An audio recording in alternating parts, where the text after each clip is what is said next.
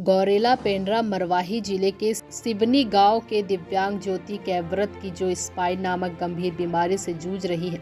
आपको बता दें, स्पाइन बीमारी के कारण ज्योति कैवरत के रीढ़ की हड्डी टेढ़ा होने से बिना सहारे के एक कदम भी चल नहीं पाती है, जिसके कारण उसे बहुत परेशानियों का सामना करना पड़ता है।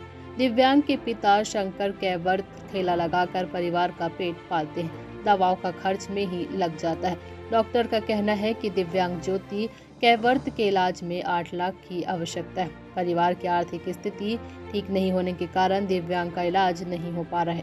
बेटी के इलाज के लिए पिता ने सरकार से मदद की आस लगाई है।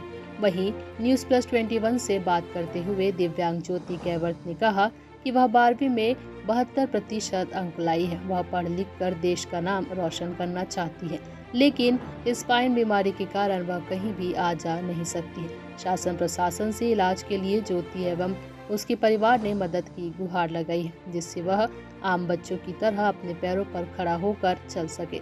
वहीं अब देखना यह होगा कि शासन प्रशासन के द्वारा दिव्यांग ज्योति कैवरत के इलाज हेतु संज्ञान कब तक लिया जाता है। मेरा नाम ज्योति कैवरत है। मैं एक गंभीर बीमारी से जूझ रही हूँ। मेरे घर की आर्थिक स्थिति भी खराब है। मैं 12वीं में 72% अंक लाई हूँ। मैं पढ़ लिख कर अपने देश का नाम रोशन करना चाहती हूँ। मैं चाहती हूँ कि सरकार मेरी मदद करे ताकि मैं और बच्चों की तरह चल फिर सकूँ।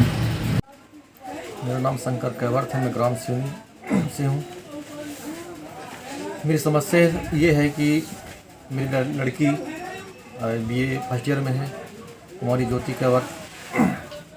उसका जो समस्या है वो है दिव्यांग है, स्पाइन की बीमारी है उसको।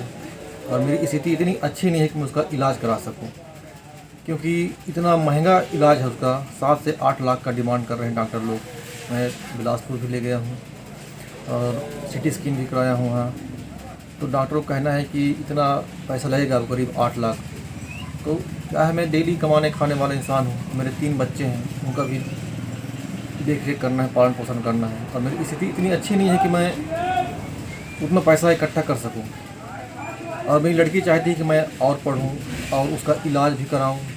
तो मैं चाहता हूं, सरकार से मेरा विशेष निवेदन है कि मेरी बच्ची का जो स्पाइन की बीमारी है उसको ऑपरेशन के माध्यम से ठीक किया जाए, ताकि लड़की अपना जो उसका अपने पैरों पे चल सके और अपने गांव, देश और अपना भविष्य उज्जवल कर सके वो। पेंड्रा से News+21 के लिए अभिषेक गुप्ता की रिपोर्ट।